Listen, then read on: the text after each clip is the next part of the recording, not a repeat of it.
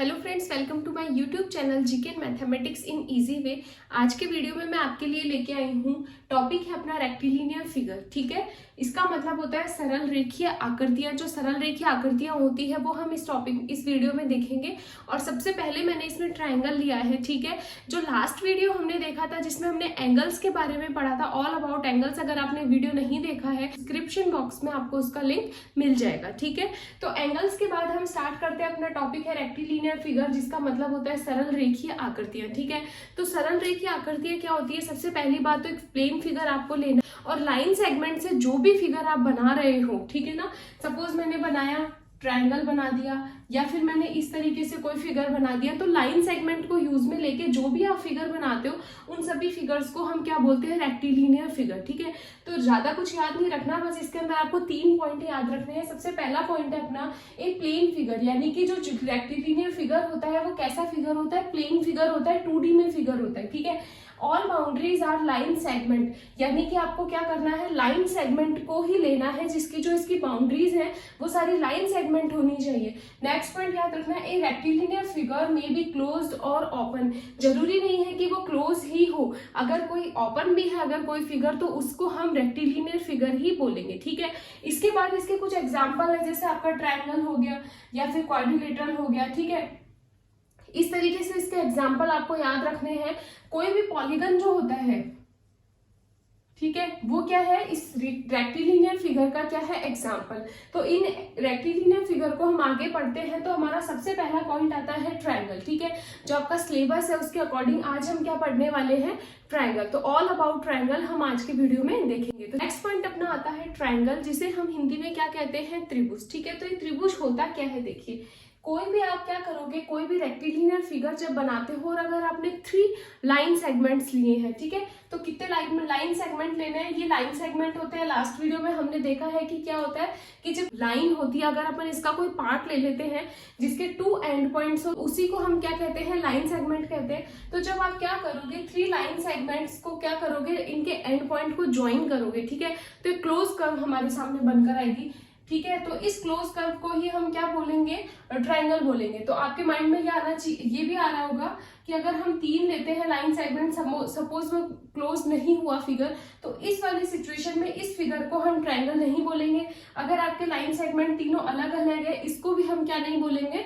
Triangle नहीं बोलेंगे। तो ट्रायंगल की कंडीशन यही होती है कि इसमें 3 लाइन सेगमेंट लेने हैं और आपको क्लोज कर्व लेनी है। ठीक है, ट्रायंगल को अच्छे से समझने के लिए यहाँ पे मैंने एक डायग्राम डिनोट किया है, जिसके जो एंड पॉइंट है, ये एक लाइन सेगमेंट है। ठीक है, इसके एंड पॉइंट है point P and point Q।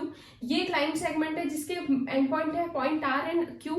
ये एक लाइन सेगमेंट है जिसके पॉइंट्स है एंड पॉइंट्स है P एंड R। ठीक है, सारे एंड पॉइंट्स को हमने क्या कर दिया? ज्वाइन कर दिया। और ज्वाइन करने के बाद जो भी फिगर बन के आया है, ठीक है, इसको हम क्या कहेंगे? ट्रायंगल। ये तो आप लोगों को क्लियर हो ही गया होगा। अब देखिए, ट्रायंगल जो होता है उसका नेम कैसे लिखते हैं, तो ये चीज आपको आनी चाहिए। तो सबसे पहली चीज आपको आनी चाहिए, ट्रायंगल को कैसे डिनोट करते हैं, इसका नेम कैसे लिखते हैं। तो जब आप नेम लिखोगे तो आपको क्या करना होगा? एक छोटा सा ट्रायंगल बनाना पड़ेगा। ठीक है, और ट्रायंगल के जो तीनों एंड पॉइंट है इसके, इन तीनों को लिख दोगे। जो भी लाइन सेगमेंट के एंड पॉइंट आए थे उनको हम लिख देंगे। तो ये बनेगा आपका क्लोज कर्व ट्रायंगल PQR। ठीक है ना, जो भी ट्रायंगल होगा, चाहे तो आप इसको QRP लिख सकते हो, QPR लिख सकते हो, ये आप पे डिपेंड करता है कि आप इसको किस तरीके से लिख रहे हो। ठीक है, तो इस तरीके से हम इसको क्या करेंगे? डिनोट करेंगे। उसके बाद आपको इसमें पता चलना चाहिए दूसरा पॉइंट, जो ट्रायंगल को लेके आपको ध्यान रखना है कि इसके लाइन सेगमेंट क्या क्या होते हैं। तो देखो, लाइन सेगमेंट इसमें 3 दिख रहे होंगे आपको। एक लाइन सेगमेंट ये है, सेकेंड लाइन सेगमेंट ये है और थर्ड लाइन सेगमेंट आपका ये है। ठीक है, तो चलिए इसको डिनोट करते हैं। सबसे पहला लाइन सेगमेंट आता है इसमें, तो यहाँ हम लिख देते हैं लाइन सेगमेंट। सबसे पहला है आपका लाइन सेगमेंट PQ। और जब हमने पहले वाली वीडियो में देखा था कि लाइन सेगमेंट को डिनोट कैसे करते हैं, इसके ऊपर आपको एक छोटा सा क्या बनाना है? Line segment. तो एक लाइन सेगमेंट आपका आ गया PQ, सेकेंड लाइन सेगमेंट है आपका क्या? QR, और थर्ड लाइन सेगमेंट आता है आपका PR। तो इस तरीके से हमने तीनों लाइन सेगमेंट यहाँ पे लिख दिए। ठीक है, उसके बाद तीसरा पॉइंट आता है आपके इसके वर्टेक्स लिखना। वर्टेक्स कितने होंगे, देखो वर्टेक्स का मतलब या फिर जिसे हम कहते हैं शीर्ष हिंदी में, तो वो क्या होता है, तो जितने भी कॉर्नर आपको दिखाई देते हैं ना, उन कॉर्नर को ही हम क्या कहते हैं, वर्टेक्स या फिर शीर्ष कहते हैं। सपोज हम इस वाले डायक फिगर में देखते हैं तो हमें एक कॉर्नर तो ये दिख रहा है, एक ये दिख रहा है और एक ये दिख रहा है, ठीक है। इसका मतलब एक ट्राइंगल के अंदर कितने वर्टेक्स हो गए, नंबर ऑफ वर्टेक्स 3 हो गए। उनके नेम क्या क्या होंगे, तो वर्टेक्स यहाँ पे 3 होने वाले हैं। एक वर्टेक्स होगा वर्टेक्स P, नेक्स्ट होगा Q और नेक्स्ट होगा R। तो देखो 3, एक ट्राइंगल में 3 तो लाइन सेगमेंट हो गए, 3 ही इसमें क्या हो गए, वर्टेक्स हो गए, ठीक है। वर्टेक्स को जब आप समझ में आ जाएगा कि वर्टेक्स क्या होता है, तो उसके बाद हमें क्या देखना होता है, इसके एंगल। क्लियर। अब देखो एंगल कैसे देखेंगे, एंगल हमने पढ़ा था कि एंगल किन्हें कहते हैं, जब दो लाइन सेगमेंट या आप रे भी ले सकते हो, किसी एक पॉइंट कॉमन जिसमें होता है, तो उन दोनों के बीच में जो डिस्टेंस होती है उसी को हम क्या कहते हैं, एंगल कहते हैं, ठीक है। तो हम लाइन सेगमेंट PQ और PR के बीच में देखते हैं, तो इन दोनों के बीच में ये डिस्टेंस है, इसका मतलब इस एंगल को क्या लिखेंगे, एंगल P, ठीक है। तो हम एंगल कितने लिखेंगे, एंगल सबसे पहला एंगल इसमें आएगा हमारा एंगल P। सेकेंड एंगल अपना क्या आने वाला है, इन दोनों लाइन सेगमेंट के बीच में ये एंगल बन रहा है तो इसको कहेंगे एंगल Q, और जो थर्ड है वो आपका ये एंगल है तो इसको हम क्या कहेंगे, एंगल R, ठीक है। इस तरीके से आपके यहाँ पे 3 एंगल दिख रहे हैं। एंगल P को जरूरी नहीं है कि आप केवल P से ही, यानी केवल वर्टेक्स का नाम लेके डिनोट करो, इसको एक अदर नेम से और लिखा जा सकता है। एंगल देखो कहाँ से स्टार्ट हो रहा है, Q से स्टार्ट हो रहा है तो QPR, ठीक है। तो हम इसको क्या लिख सकते हैं, QPR। जो भी वर्टेक्स पे एंगल बन रहा है उसका नेम हमेशा बीच में आएगा, ठीक है ना, और जहां से शुरू हो रहा है और जहां पे एंड हो रहा है वो लिखना है आपको। तो Q से स्टार्ट होकर एंगल QPR, तो हम इसको कैसे डिनोट करेंगे, QPR, ठीक है। चलो नेक्स्ट एंगल लिखते हैं, एंगल Q।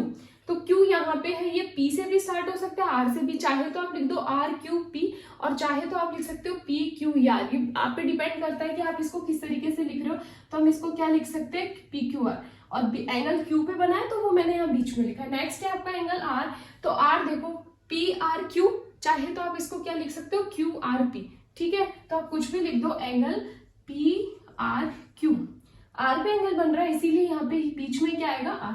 तो ये ट्रायंगल को लेके कुछ बेसिक चीजें हैं जो आपको पता होनी चाहिए। इसको रिप्रेजेंट कैसे करते हैं, इसमें कितने लाइन सेगमेंट होते हैं और कौन कौन से होते हैं, इसके वर्टेक्स कौन कौन सी होती है, ठीक है, इसके जो एंगल बनते हैं वो कौन कौन से होते हैं। तो इसके आगे हम इसकी कुछ प्रॉपर्टीज देख लेते हैं।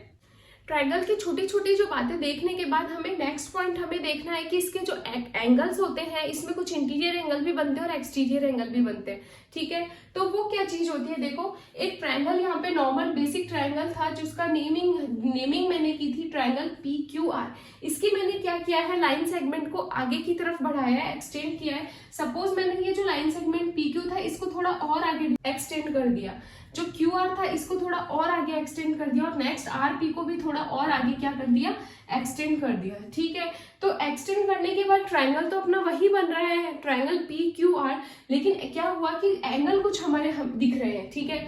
तो देखिए किसी भी ट्रायंगल के अंदर जब एक लाइन सेगमेंट को आप एक्सटेंड करते हो तो बाहर की तरफ जो एंगल बनता है, ठीक है, इन बाहर वाले एंगल्स को हम क्या कहने वाले हैं, एक्सटीरियर एंगल। तो ये सारे के सारे एंगल कौन से हो जाएंगे आपके, एक्सटीरियर एंगल, क्योंकि ये बाहर की तरफ बन रहे हैं। तो ये ध्यान रखना है आपको, अंदर वाले जो एंगल्स होते हैं उन्हें हम कहते हैं इंटीरियर एंगल, और जो बाहर की तरफ बन रहे हैं इन्हें कहते हैं हम बाह्य कोण या फिर exterior angle.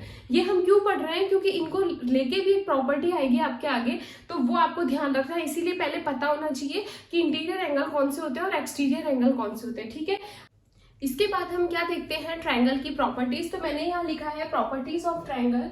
First property is sum of all interior angles is 180 degree. तो आप लोगों को पता है कि एक ट्रायंगल में 3 इंटीरियर एंगल होते हैं, ये यानी कि ये जो अंदर वाले एंगल होते हैं इनको हम इंटीरियर एंगल कहते हैं, ठीक है, अंतः कोण।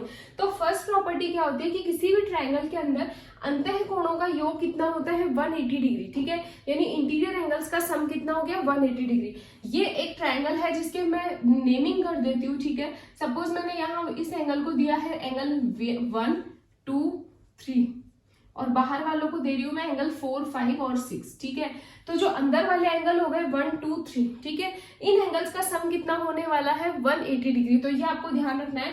फर्स्ट प्रॉपर्टी के लिए इस ट्रायंगल के अंदर क्या होगा, angle 1 plus angle 2 plus angle 3 is equal to 180 degree, ठीक है।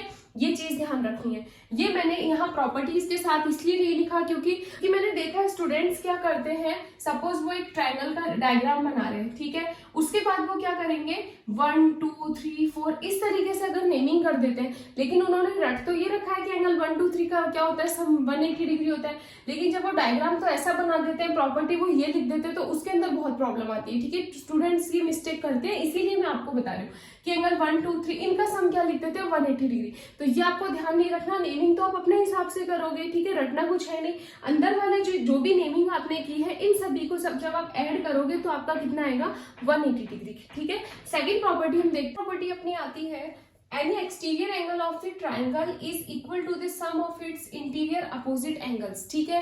क्या बोला गया है कि किसी भी ट्रायंगल के अंदर अगर आप कोई एक्सटीरियर एंगल लेते हो, ठीक है, तो वो किसके इक्वल होता है, एक्सटीरियर एंगल के अपोजिट जो इंटीरियर एंगल बने हुए हैं उन दोनों के सम के इक्वल होता है, ठीक है। तो ये चीज आपको ध्यान रखनी है, अगर आप कोई भी बाहर वाला एंगल ले रहे हो तो इसके पास वाले को छोड़ना है, ठीक है ना, और उसके बाद जो भी एंगल बच गए उन दोनों को आपको क्या करना है, प्लस करना है, ठीक है। वो उन दोनों का प्लस इस अकेले इसके इक्वल होगा, तो ये याद रखना है। सपोज इस ट्रायंगल के अंदर अगर मैं लिखती हूँ इस प्रॉपर्टी का, तो क्या आएगा, अगर मैं लेती हूँ एंगल 4 एक्सटीरियर एंगल, तो इसके बगल वाले को तो छोड़ दो और उन दोनों का सम कर दो। 1 और 3 का सम नहीं करना है, एंगल 1 प्लस एंगल 3, ठीक है, इन दोनों एंगल्स का सम करना है, ठीक है ना। उसके बाद अगर एक्सटीरियर एंगल लेते हैं अपन 5, ठीक है, मैंने लिया एक्सटीरियर एंगल 5, तो ये किसके इक्वल होगा, इसके पास वाले को तो छोड़ना है, इंटीरियर जो अपोजिट बचे हैं एंगल उन दोनों के सम के इक्वल। तो इसके पास वाला अगर अपन स्किप कर दें तो आता है अपना एंगल 1 और एंगल 2, तो हम यहाँ लिख देंगे एंगल 1 प्लस एंगल 2। अगर आप एक्सटीरियर एंगल लेते हो नंबर 6, तो एक्सटीरियर एंगल नंबर 6 जो है वो किसके इक्वल होगा, इसके बगल वाले को छोड़ना है, बाकी के जो 2 बच गए एंगल 2 और एंगल 3 इन दोनों एंगल के सम के इक्वल होगा, ठीक है। तो सेकंड प्रॉपर्टी अपनी यही अपन को ध्यान रखनी है। थर्ड प्रॉपर्टी आती है अपनी कि the side of opposite to the largest angle of a triangle is the largest side, ठीक है। क्या बोला गया है कि अगर आप कोई भी ट्रायंगल लेते हो और उसके अंदर जो लार्जेस्ट एंगल है, ठीक है, सबसे बड़ा एंगल जो है उसके सामने वाली साइड भी क्या होती है, हमेशा सबसे बड़ी होती है, ठीक है। सपोज मैंने एक ट्रायंगल बनाया है, ट्रायंगल ABC, ठीक है, और ये जो एंगल है इसका है 120 डिग्री, बाकी ये एंगल है आपका 30 डिग्री और ये भी आपका कितना दे रखा है 30 डिग्री, ठीक है।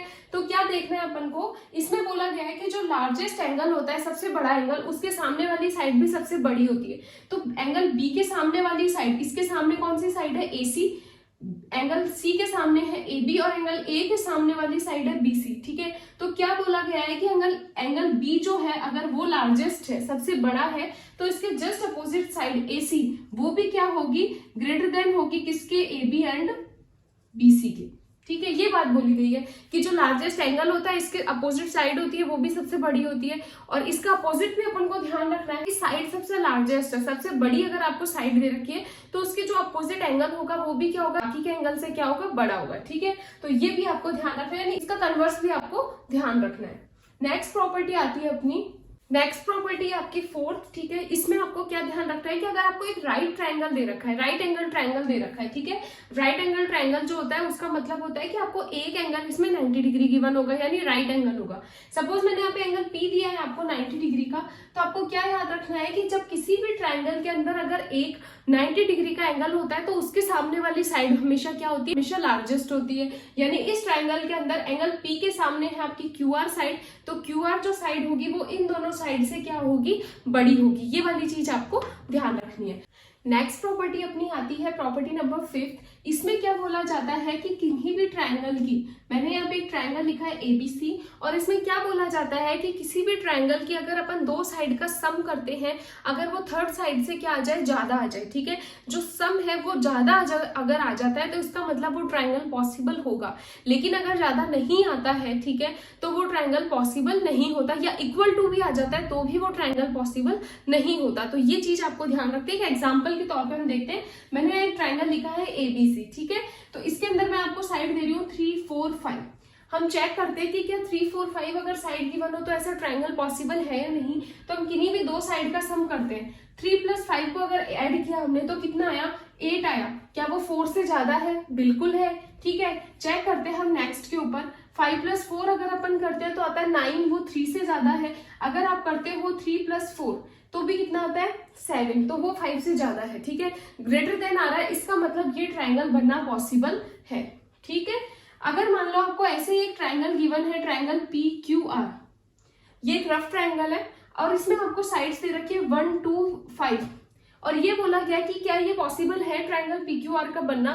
तो आपको क्या करना है, वही सेम चेक करना है, किन्हीं भी दो साइड को ऐड करो। सपोज मैंने इन दोनों को ऐड किया, 5 + 1 कितना आया 6, ये क्या आ रहा है 2 से ज्यादा आ रहा है। ठीक है, क्लियर, यानी यहाँ पे तो ये प्रॉपर्टी लागू हो गई। नेक्स्ट करके देखते हैं 5 + 2 कितना आया 7, ये भी 1 से ज्यादा आ रहा है। ठीक है, इनको करके देखते हैं 1 + 2 कितना आया 3, क्या 3 5 से ज्यादा है, नहीं, यानी यहाँ पे ये प्रॉपर्टी नहीं लग रही है। इसका मतलब 1 to 5 अगर किसी ट्राइंगल के साइड्स आपको गिवन है तो इसका मतलब वो ट्राइंगल बनना पॉसिबल नहीं है। ठीक है, आपको ये 5th प्रॉपर्टी इसकी ध्यान रखनी है। नेक्स्ट प्रॉपर्टी आती है अपनी प्रॉपर्टी नंबर 6 और इस प्रॉपर्टी में क्या गिवन होगा आपको, सपोज एक ट्राइंगल इस तरीके से गिवन है आपको। ठीक है, और ये बोला गया है कि इस ट्राइंगल के ये दोनों एंगल इक्वल है। ठीक है, तो प्रॉपर्टी क्या है इसके अंदर कि अगर किसी ट्राइंगल में दो एंगल अगर इक्वल होते हैं तो उनकी अपोजिट साइड्स भी इक्वल होती है। अगर आपको ये दोनों एंगल इक्वल गिवन है तो इसके अपोजिट ये साइड और इसके अपोजिट ये साइड, ये दोनों साइड भी क्या होंगे, ऑटोमेटिक इक्वल होंगी। ठीक है, अगर ये मान लो 60-60 गिवन है, 60 डिग्री 60 डिग्री, और ये बोला गया है 5 सेंटीमीटर की साइड है और पूछा जाए कि ये साइड कितने की होगी, तो ये आपको ऑटोमेटिक देख के कितना बताना है 5 सेंटीमीटर। ठीक है, तो ये नेक्स्ट प्रॉपर्टी ध्यान रखनी है कि किसी ट्राइंगल में अगर आपको दो एंगल इक्वल गिवन होते हैं तो इनके अपोजिट जो साइड होती है वो भी क्या होती है, ऑलवेज इक्वल। ऐसे इसका कन्वर्स हो जाएगा, वो आपकी 7th प्रॉपर्टी हो जाएगी। किसी ट्राइंगल के अंदर अगर आपको साइड्स इक्वल गिवन है, सपोज ये साइड है इसके इक्वल है, तो इनके अपोजिट एंगल्स भी इक्वल होंगे। यानी इसके सामने अगर ये एंगल है और इसके सामने ये एंगल है तो ये दोनों एंगल क्या होंगे, आपस में इक्वल होंगे। ये इस प्रॉपर्टी का कन्वर्स ही है। तो आप एक प्रॉपर्टी भी याद रख लेते हो तो दूसरी तो आपको ऑटोमेटिक याद हो जाएगी। तो इस तरीके से आपको ट्राइंगल की प्रॉपर्टी ध्यान रखनी है। एक एक प्रॉपर्टी अपनी अपनी इंपॉर्टेंस रखती है। ठीक है, ट्राइंगल की प्रॉपर्टीज पढ़ने के बाद मेन पॉइंट जो आता है अपना, वो आता है टाइप्स ऑफ ट्राइंगल। ठीक है, जो ट्राइंगल होता है उसको 2 टाइप से डिवाइड किया गया है। सबसे पहले कैसे डिवाइड किया हमने, इसकी साइड्स को लेकर। ठीक है, टाइप्स में पहला पार्ट मैंने यहाँ लिखा है based on the length of the sides. ठीक है, कि किस पे बेस है, आपको ये वाला डिवाइडेशन किस पे बेस है, ये ट्राइंगल की साइड्स पे बेस है। ठीक है, अगर साइड्स की लेंथ अलग अलग होगी तो उस तरीके से हम इसको अलग अलग डिवाइड करेंगे। ठीक है, तो इसमें सबसे पहला पॉइंट आता है आपका स्केलन ट्राइंगल।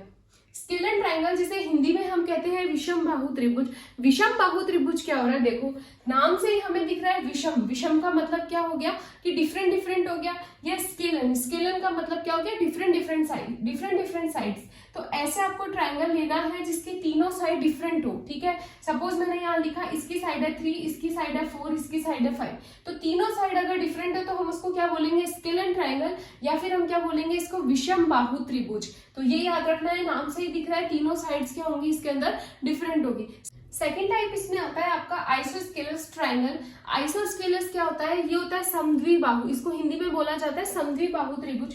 तो इसमें नाम से ही हमें दिख रहा है, द्वि का मतलब होता है दो, यानी ऐसा त्रिभुज लेना है जिसमें, और बाहु का मतलब होता है भुजा, यानी ऐसा त्रिभुज लेना है जिसमें दो भुजाएं क्या होती है, आपस में बराबर होती है। या आइसोस्केलस क्या हो गया, ऐसा ट्राइंगल जिसमें 2 साइड्स क्या होती है, इक्वल होती है, वो कोई सी भी 2 साइड्स होती है। सपोज मैंने यहाँ एक ट्राइंगल लिखा है जिसकी ये साइड है 3, ये साइड है 3 और ये साइड आपको दे रखी है 4। ठीक है, तो सबसे पहला तो इसमें लगेगा नहीं, क्योंकि पहला हमने देखा था कि तीनों साइड डिफरेंट होती है, तो तीनों डिफरेंट नहीं है, इसमें 2 साइड्स इक्वल है, तो इसको हम क्या बोलेंगे, समद्विबाहु त्रिभुज, या फिर हम इसको क्या बोलने वाले हैं, आइसोस्केलस ट्राइंगल। नेक्स्ट जो पॉइंट आता है वो आता है इसका इक्विलेटरल ट्राइंगल। इक्विलेटरल ट्राइंगल का हिंदी में मीनिंग होता है समबाहु। सम का मतलब तो समान और बाहु का मतलब होता है भुजा, यानी तीनों भुजाएं क्या होनी चाहिए, समान। सपोज ये ट्राइंगल मैंने लिखा है यहाँ पे और तीनों साइड कैसी गिवन है आपको, 4 4 4, तो आप इस ट्राइंगल को क्या बोलोगे कि किस टाइप का ट्राइंगल है, ये है आपका इक्विलेटरल ट्राइंगल। तो ये नेमिंग आपको ध्यान रखनी है। नेक्स्ट जो नेमिंग आती है वो आती है based on the measurement of the angle. अगर आपको केवल एंगल दे रखे हो तो उसको देख के आप कैसे बता सकते हो कि वो किस टाइप का ट्राइंगल है। ठीक है, तो इसके अंदर सबसे पहला ट्राइंगल आता है, सबसे पहला आता है आपका एक्यूट एंगल ट्राइंगल, जिसे हम कहते हैं न्यून कोण त्रिभुज। जो न्यून कोण या फिर एक्यूट एंगल हमने लास्ट वीडियो में देखा था, क्या होता है, लेस देन 90 जो एंगल होता है उसको हम बोलते हैं एक्यूट एंगल। ठीक है, तो acute angle triangle naming naming से ही हमें पता चल रहा है, डेफिनेशन की जरूरत ही नहीं है कि ऐसा ट्रायंगल जिसके जो एंगल्स है वो क्या होने चाहिए, एक्यूट होने चाहिए या लेस देन 90 होनी चाहिए। सपोज आपको ये ट्रायंगल गिवन है ABC, ठीक है, इसमें एंगल आपको गिवन है 40, सपोज ये गिवन है आपको 60, तो ये एंगल कितने का हो गया आपका 80 डिग्री का। तीनों के तीनों एंगल आपके लेस देन 90 है, इट मींस एक्यूट एंगल है, तो इस ट्रायंगल को हम क्या बोलेंगे, acute angle triangle. Clear. Next जो पॉइंट आपका वो आता है राइट एंगल ट्रायंगल यानी समकोण त्रिभुज। तो इसमें क्या होगा कि आपको जो ट्रायंगल गिवन होगा उसके अंदर एक एंगल क्या होगा, राइट एंगल होगा या 90 डिग्री होगा। जब एक एंगल राइट एंगल या 90 डिग्री का होता है तो इस टाइप के ट्रायंगल को हम क्या बोलते हैं, राइट एंगल ट्रायंगल या समकोण त्रिभुज। नेक्स्ट जो आता है वो आता है आपका ऑब्ट्यूज एंगल ट्रायंगल। इसमें क्या होता है, ट्रायंगल होगा, इसके अंदर एक जो एंगल होगा वो ऑब्ट्यूज एंगल होगा। Obtuse angle means greater than 90 degree. Clear.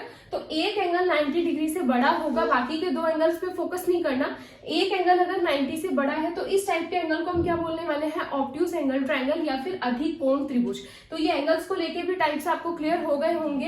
एक पॉइंट ध्यान रखना है, जब आप एक्यूट एंगल ट्रायंगल पढ़ते हो तो तीनों एंगल पे फोकस करना पड़ेगा, तीनों एंगल एक्यूट होने चाहिए। बाकी राइट एंगल ऑब्ट्यूज के अंदर तो केवल एक ही एंगल हो सकता है, दूसरा पॉसिबिलिटी नहीं है। तो ये चीज आपको ध्यान रखनी है। हम फिर से रिवाइज कर लेते हैं। टाइप्स 2 टाइप से याद रखना है, एक तो साइड्स को लेकर और एक एंगल्स को लेकर। साइड्स को लेकर हमने 3 टाइप पढ़े, एंगल्स को लेकर भी हमने 3 ही टाइप पढ़े। ठीक है। साइड्स में सबसे पहले आता है स्केलर ट्रायंगल, जिसके तीनों क्या होनी चाहिए, साइड्स डिफरेंट होनी चाहिए, scalar triangle. Second is isosceles triangle यानी 2 साइड्स क्या होनी चाहिए, इक्वल होनी चाहिए। And third is equilateral triangle. तो इक्विलेटरल ट्रायंगल जिसकी तीनों की तीनों भुजाएं क्या होनी चाहिए, इक्वल होने चाहिए, समबाहु त्रिभुज जिसे बोलते हैं। नेक्स्ट आता है आपका एंगल्स को लेके, तो एक्यूट एंगल ट्रायंगल यानी तीनों एंगल एक्यूट हो। सेकंड है राइट एंगल ट्रायंगल यानी एक एंगल राइट एंगल, और थर्ड है आपका ऑब्ट्यूज एंगल ट्रायंगल यानी एक एंगल होना चाहिए आपका ग्रेटर देन 90 या फिर ऑब्ट्यूज एंगल जिसे हम कहेंगे अधिक कोण त्रिभुज। नेक्स्ट वीडियो में हम देखेंगे कॉन्ग्रुएंसी ऑफ ए ट्रायंगल। अगर आपको ये वीडियो पसंद आए तो वीडियो को लाइक कीजिए, चैनल को सब्सक्राइब कीजिए। Thank you so much.